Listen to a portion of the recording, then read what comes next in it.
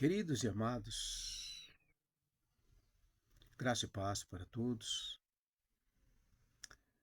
Eu sou o pastor Hermes, congrego na Igreja Pentecostal de Jesus Cristo, semeando a palavra. Os nossos cultos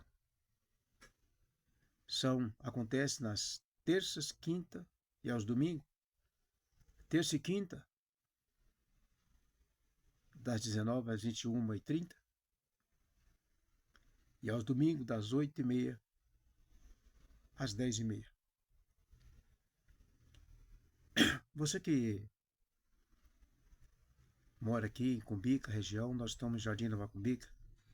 Nossa igreja está na Rua da Malau, número 257. Rua da Feira, de quarta-feira. Você que está parado, que por um motivo desanimou, é tempo de você se levantar. A Igreja Pentecostal de Jesus Cristo, semeando a palavra, ela tem um compromisso com a verdade, anunciar Jesus Cristo. Venha cooperar com Deus, venha cooperar na obra de Deus, venha congregar conosco. Deus tem algo para você. Deus tem algo para você fazer para Ele, através da Igreja Pentecostal de Jesus Cristo, semeando a palavra. Venha. Se você gosta da palavra e de trabalhar para Cristo, a Igreja Pentecostal de Jesus Cristo, semeando a palavra, tem um lugar para você. Nós vivemos para Cristo. Somos de Cristo. Vivemos para anunciar o Evangelho de Jesus Cristo. Nesse vídeo eu quero estar falando da expiação. Era uma vez por ano que acontecia. E todos israelitas tinham que comparecer no dia da expiação. Era uma vez por ano que o sacerdote, que simbolizava Cristo, entrava no lugar santíssimo para fazer expiação de todo o pecado que foi acumulado ali por um ano. Era a purificação que era feita. E nós sabemos, lendo Levítico 16, que o sacerdote, o único que entrava ali naquele lugar uma vez por ano, ele tinha que fazer um ritual de purificação para ele e para a família. Para depois prestar o sacrifício para os pecadores. Eu quero deixar alguma coisa concernente a isto. E gostaria que você se interessasse a conhecer, se interessasse a ler. Porque o sacrifício ali simbolizava o sacrifício perfeito. O sacrifício de um animal simbolizava o quê? O sacrifício perfeito que viria a acontecer depois. Ia se cumprir o que saiu da boca dos profetas. Que viria um que derramaria o seu sangue e daria a vida por todos. E que o sangue dele iria purificar de todo o pecado. E que através do sacrifício feito na vida do enviado de Deus, o teu Filho Jesus Cristo, ao qual Deus propôs, apresentou para a propiciação pelos nossos pecados. A partir daquele sacrifício feito em Cristo Jesus, o sacrifício de animal estaria cessado. Mas até isso acontecer, era feito o sacrifício de animais. E o sangue daquele animal, derramado, degolado, morto, o sangue espargido em cima do propiciatório. Quando era aquele sangue espargido em cima do propiciatório, simbolizava o sangue de Cristo. A ira de Deus era aplacada. A ira de Deus que estava acesa, de Deus que estava com o desejo de exterminar o pecador, era desviado. Mas amanhã,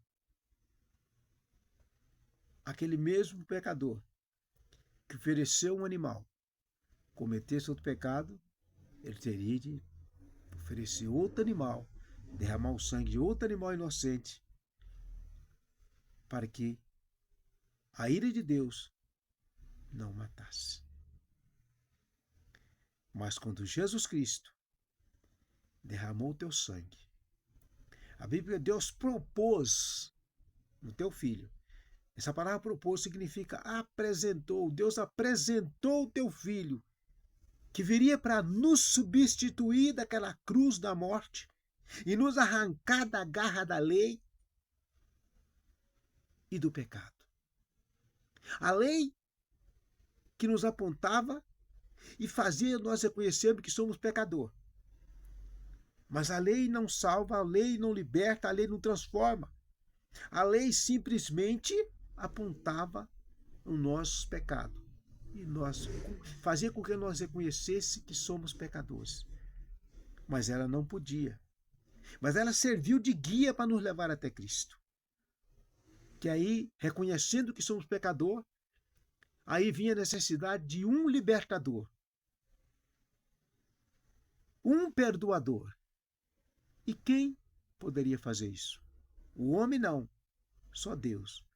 E como que Deus ia fazer isso? Através do teu Filho Jesus Cristo, ao qual ele enviou, ele propôs nele, na vida dele, nos libertar do pecado e nos purificar com o sangue de Jesus Cristo.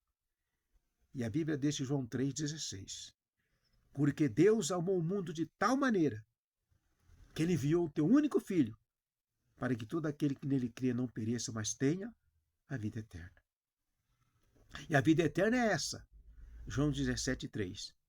A vida eterna é essa, que te conheça a Deus, somente a ti, ó Deus, como o único Deus verdadeiro, e a Jesus Cristo a quem tu enviaste. Você já conhece a Deus? Você tem procurado conhecer a Deus? A Bíblia diz, Jesus dizendo, quem conhece o Pai, conhece o Filho, quem conhece o Filho, conhece o Pai. Mas a maneira de conhecer o Pai se chama Jesus Cristo, que ele disse, João 14,6, eu sou o caminho, a verdade e a vida, e ninguém vê o Pai a não ser por mim. Como você conhece a Deus e a Jesus? Pedindo sabedoria, pedindo o Espírito Santo para falar na sua mente, no seu coração, quem é Jesus? Porque Jesus disse, o Espírito Santo que eu enviar, ele não vai falar dele, ele vai testificar de mim. O Espírito Santo testifica na nossa vida que Jesus é o Salvador, que ele é o libertador, que ele veio enviado por Deus para nos comprar para Deus, derramar o teu sangue e nos levar de volta para Deus. Jesus. Conheça Deus. Jesus disse, eu e o Pai somos um. João 10,30. Por isso que Jesus disse, ninguém vê ao Pai a não ser por mim. Os verbos não seria, ninguém vai ao Pai, porque Deus está no céu. Jesus veio, mas Deus está no céu. E Jesus disse, ninguém veio ao Pai, porque eu e o Pai somos um. Deus Pai, Deus Filho e Deus Espírito Santo. Eu e o Pai somos um, o que o Pai faz, eu faço igual. Nós somos iguais, nós somos uma trindade, mas o Deus é um. E Jesus veio e nasceu como homem. A diferença é que o homem, Jesus, um semelhante a nós. Ele veio e nasceu como um semelhante a nós, em carne, sofria as mesmas dores, tinha fome, tinha sede, comia, andava. Ele era um homem, só com uma diferença. Um homem que não conheceu pecado. A diferença é que nós somos pecadores. Nascemos no pecado de Adão e Eva. Mas Jesus não nasceu de um homem. Ele nasceu de uma mulher, mas ele foi gerado. Maria foi envolvida pelo Espírito Santo e se encontrou grávida. Ele nasceu de uma virgem, pura. E ele nasceu santo. E ele passou pela terra e continua santo. A ponto de Deus dizer assim, ó, veja como ele é santo. Seja vós santo em toda a vossa maneira de viver. Sede santo porque eu sou santo. Deus é santo e nos tirou das trevas para a sua maravilhosa luz, para nós ter a luz de Cristo em nós e ser santo. Não santo puro como Jesus, porque a presença do pecado está em nós. O pecado ainda reina na nossa carne, porque a raiz do velho homem está em nós. Quando falo velho homem, é o velho Adão. Por isso que há uma guerra contra a carne e contra o espírito. A manifestação do pecado na carne. Mas isso, como é que nós vencemos essa manifestação da carne, essa guerra do pecado contra a carne quer fazer a vontade do mundo, mas o espírito quer fazer a vontade de Deus? Como é que nós vencemos isso?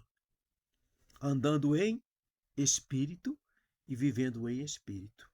O que é andar em espírito? Comunhão constante com a palavra. Examinar a palavra, ter uma comunhão com a palavra constante, com os mandamentos constantes disso. Jesus disse em João, Evangelho de João, capítulo 20, meu Deus, fugiu agora. No Evangelho de João, só que ele diz assim, João 14, 21, lembrei.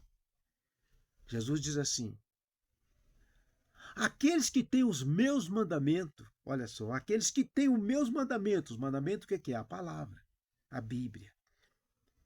Esses são o que me ama. O meu Pai o amará. E eu virei e me manifestarei a ele. Você ama a Deus e ama a Cristo? Então guarde os mandamentos. Tenha comunhão constante com a palavra, não lendo, mas examinando. Primeiro passo. Segundo passo, para vencer esse desejo, essa manifestação da carne, que quer te levar todo o tempo para o pecado. E hoje há quanto escândalo acontecendo, quanto escândalo, quanto pecado voluntário que você sabe que é pecado. Há o pecado voluntário que eu sei que é pecado, que você sabe que é pecado e você vive cometendo. E há o pecado involuntário que nós somos enganados, muitas vezes o inimigo nos engana, até irmãos mesmo na fé nos engana, porque nós somos falhos, nós não somos perfeitos.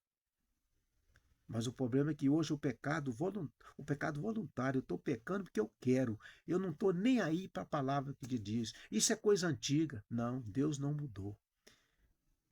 Hebreus 13:8, Jesus Cristo é o mesmo ontem, hoje e eternamente. Deus disse, eu, Senhor, não mudo.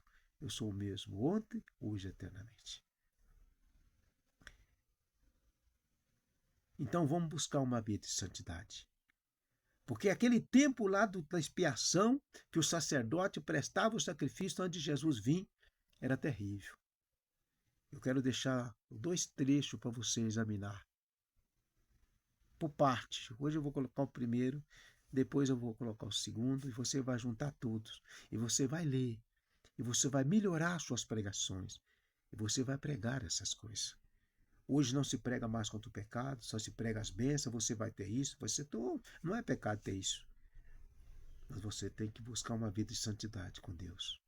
Por que ter uma santidade com Deus? Hebreus 12:14. Segui a paz com todo e a santificação, sem a qual ninguém verás a Deus.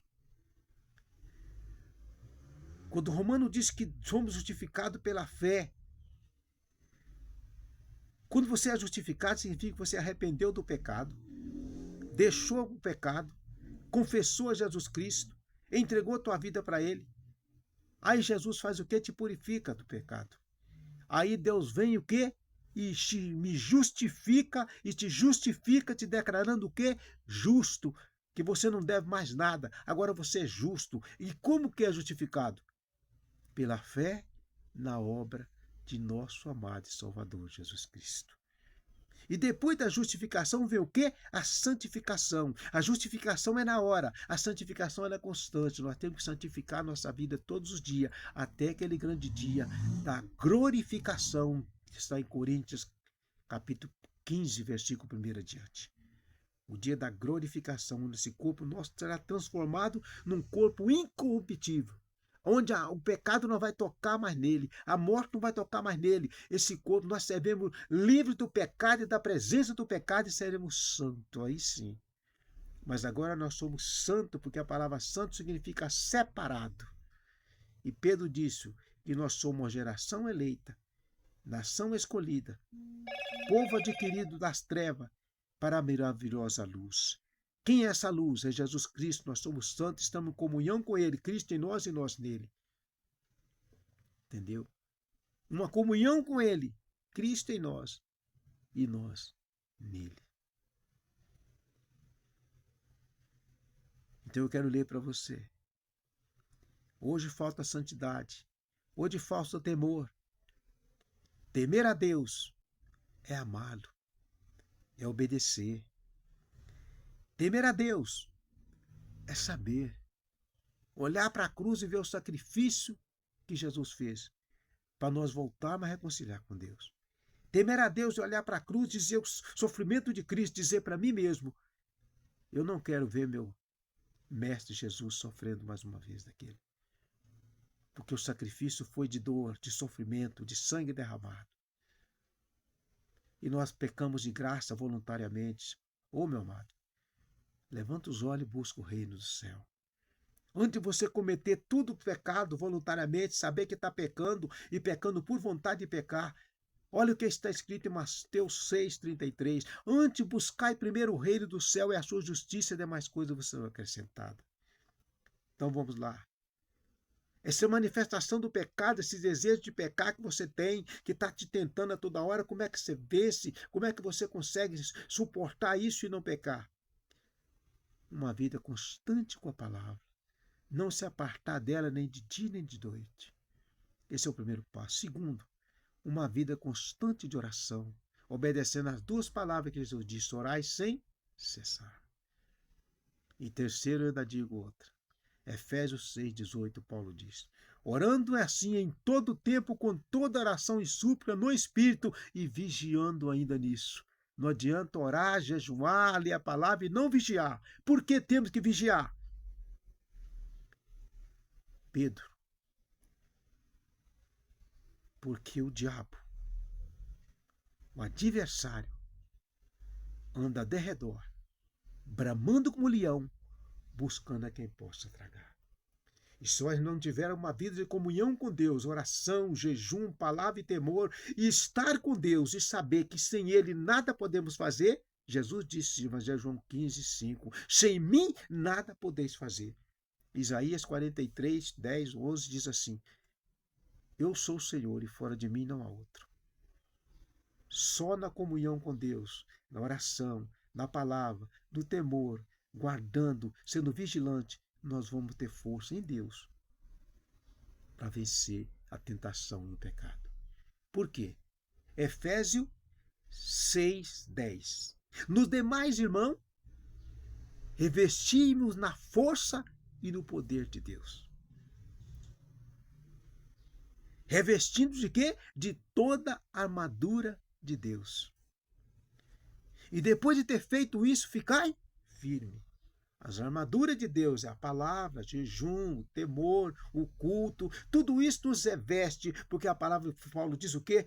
Todas as coisas cooperam para o bem daquele que ama a Deus. Então procura ter afinidade, comunhão com Deus, vigilância, comunhão na igreja, comunhão com os irmãos, comunhão com as igrejas. Tem muitas igrejas que os pastores não têm comunhão, irmãos que congregam ali. Não, irmãos, nós fizemos parte do mesmo corpo. O Cristo que morreu por mim, que morreu por você. Se você está no corpo de Cristo, nós somos todos iguais, nós somos membros de um só corpo. E Cristo não faz acepção de pessoa. O Salmo 133 diz, ó quão bom e quão suave, que os irmãos vivem em união, que aí o Senhor ordena a bênção para sempre. A união traz a paz. E essa paz, nós unidos, nós seguimos. E se nós estamos em comunhão e em paz, a santificação está em nós. Aí nós vamos ver Deus agindo em nós. Porque Hebreus diz o quê?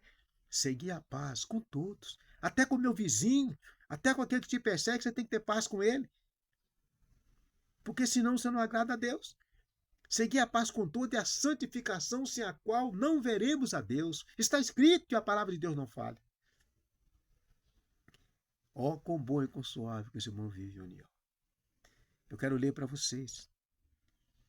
O sumo sacerdote, no dia da expiação, ele representava Jesus, mas o sacerdote já representava Jesus.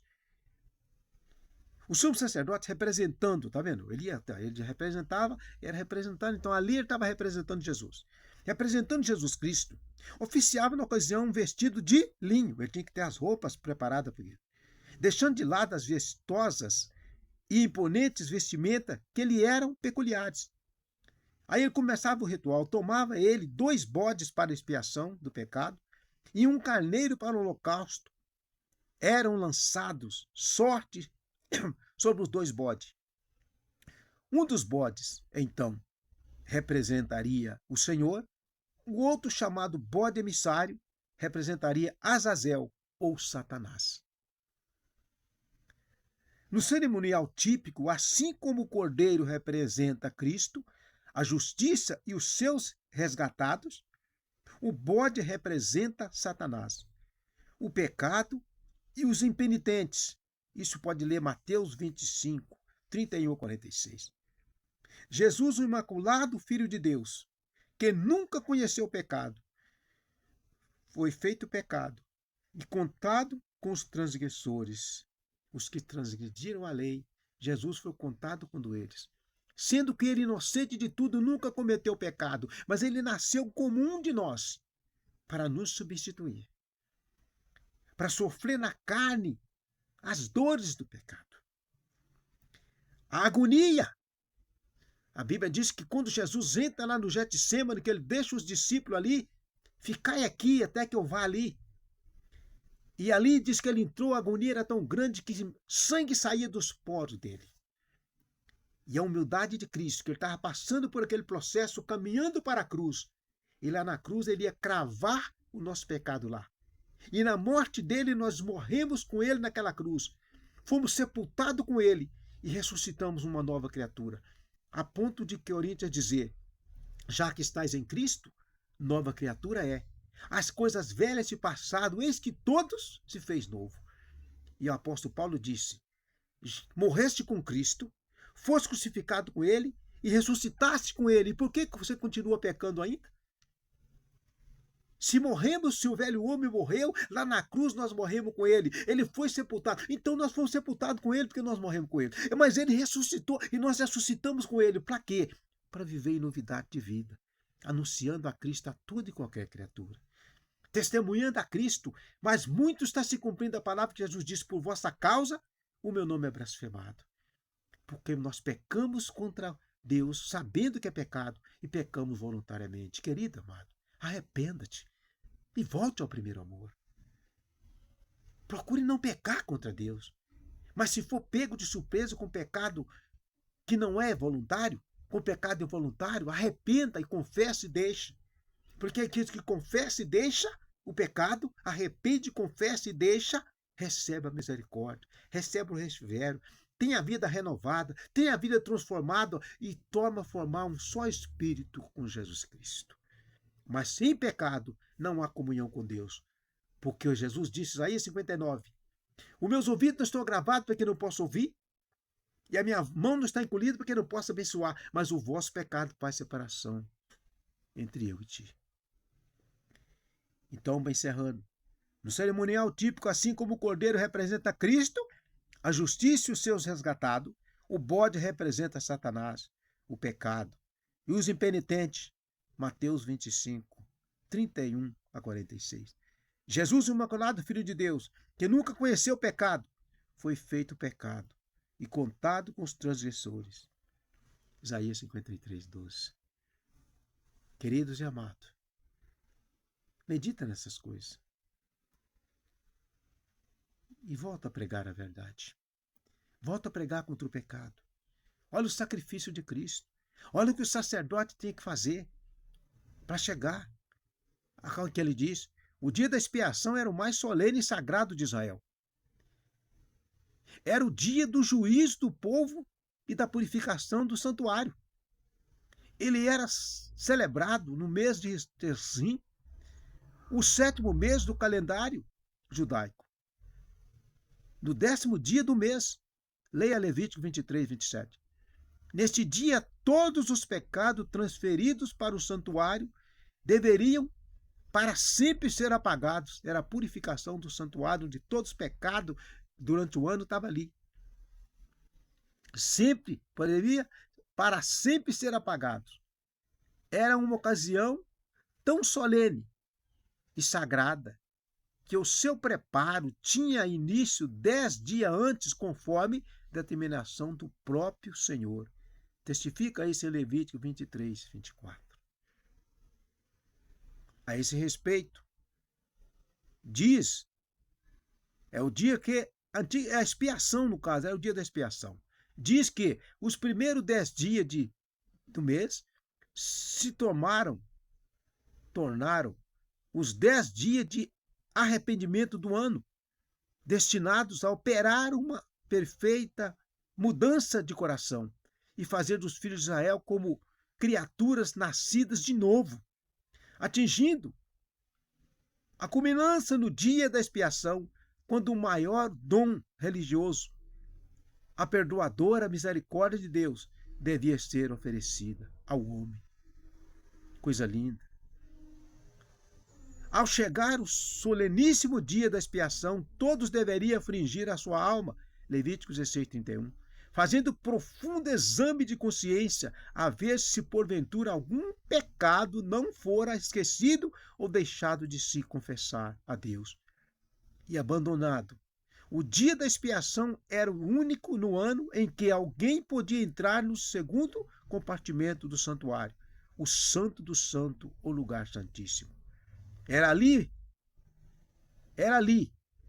Voltamos a destacar que ficava a arca do conceito, onde era colocado as tábuas da lei, escritas com o dedo de Deus.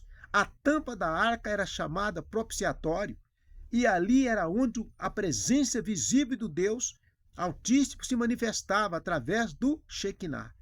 Somente o sumo sacerdote naquela ocasião, especialíssima, tinha acesso àquele lugar sagrado.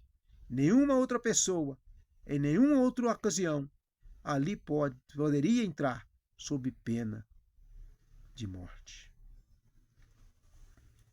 Dá para entender? Em outras ocasiões, foi Jesus representado por símbolos do pecado. Na jornada dos israelitas pelo deserto, havendo o povo pecado contra o Senhor, sobreveio-lhe como consequência de sua rebeldia e murmuração uma terrível praga de serpentes ardentes, cujas picadas mortais já haviam matado milhares de pessoas, quando a pedido do povo, Moisés orou ao Senhor, e disse o Senhor a Moisés: faz uma serpente ardente e ponha-na sobre uma haste, e será que viverá todo mordido que olhar para ela. E Moisés fez uma serpente de metal e pô-la sobre uma haste, e era que mordendo alguma serpente, alguém olhava para a serpente de metal e ficava vivo. Número 21, 8 a 9. Aquela serpente de metal representava Jesus conforme sua própria palavra, ao falar a Nicodemos sobre o novo nascimento da água e do Espírito, sem o qual ninguém pode ver o reino de Deus.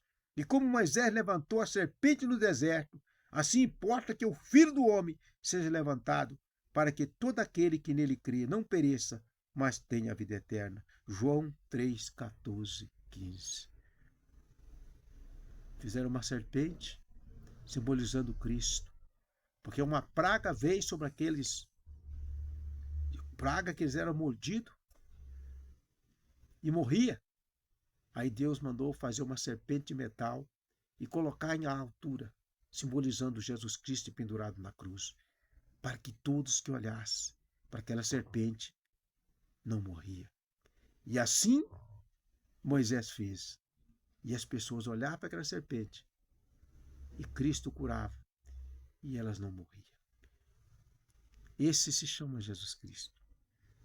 E o sacerdote simbolizava Cristo e fazia todo esse ritual para que o pecado seria desviado, que a ira de Deus fosse aplacada. Mas quando Jesus Cristo morreu naquela cruz, ele cravou os nossos pecados naquela cruz. E ali nós estávamos com ele naquele momento, naquela cruz. E nós morremos com ele. Fomos sepultados com ele. E nascemos, fomos ressuscitados com ele. Uma nova criatura em Cristo Jesus. E estamos nele, ele está em nós. Que a palavra diz, João 15, 7. Se vós estiveres em mim, e a minha palavra estiver em vós, pedirei tudo o que quiser, vos será feito. E nós temos que estar em Deus, por quê? João 15, 5. Porque sem mim nada podeis fazer. Sem Jesus nada podemos fazer. E muito hoje se acha, eu não preciso disso, eu não preciso de nada de cultuar a Deus, eu não preciso de orar, eu não preciso de nada, eu tenho tudo que eu quero. Você não tem nada. Você não tem nada. Você é um idiota. Porque sem Jesus, nós já não somos nada, somos pó, somos miseráveis, somos uma coisa vã, somos pecadores, somos ignorantes, é o que nós somos. E com tudo que nós não reconhecemos que somos, Deus sabe que somos, mas a misericórdia dele está sobre nós. Se nós reconhecermos que não somos nada e confessar o nosso pecado e deixar, os braços estão abertos para nos receber e nós herdar a vida eterna, para que quando nós for chamado para a morte, nós sabemos para onde iremos. Há dois caminhos, um sobe e um desce. E o que sobe, quem vai levar é o Espírito Santo. E o que desce, vai para o inferno, quem vai levar é Satanás. Tem dois caminhos, um para o inferno e outro para o céu. Qual que você quer? Se você quer o céu, procure Jesus ainda hoje. Você que está desviado, procure voltar hoje. Porque se Deus te chamar hoje, você não subirá, mas descerá para o inferno. Estará eternamente lá no inferno, queimando com Satanás. Não é que vai ter fogo lá, não. O fogo vai ser a consciência de você lembrar de tanta oportunidade que você teve de confessar Jesus Cristo e ser salvo e morar no céu, e você preferiu os prazeres do mundo e acabou sendo pego de surpresa pela morte e morreu sem Jesus. E sem Jesus não há salvação. Que Deus abençoe. Sou o pastor Hermes. Convido você para os nossos cultos na quarta-feira, na Rua da Amalau, quarta, quinta e domingo, na Rua da Amalau, número 257, feira de quarta-feira, reverência. Nosso culto de quinta e terça começa às 19h e termina às 21h30. E aos domingos, das 8h30 da manhã, às 10h30 ou mais tarde às 11h. Você é meu convidado. Venha adorar a Deus. Sai da zona de conforto e vem para os pés do Senhor. A Igreja Pentecostal de Jesus Cristo tem um lugar para você servir a Deus. E nós irmos junto, marchar junto, orarmos junto, chorar junto, se alegrarmos junto, até o dia da chamada para a vida eterna, que está muito breve. O tempo é terrível. Nós estamos vivendo o tempo do fim. Mas ainda não é o fim. Mas o fim virá e não tardará. Soberano Deus, abençoa nossas vidas. Abençoa a todos que assistiram esse vídeo. Inscreva no meu canal, dá um joinha, dá um gostei, compartilha, me ajuda esse canal a crescer. Nós vamos postar muitos estudos para nós juntos crescer na graça e no conhecimento de nosso Senhor e Salvador Jesus Cristo. Que Deus abençoe. Ótimo dia na companhia de Jesus Cristo.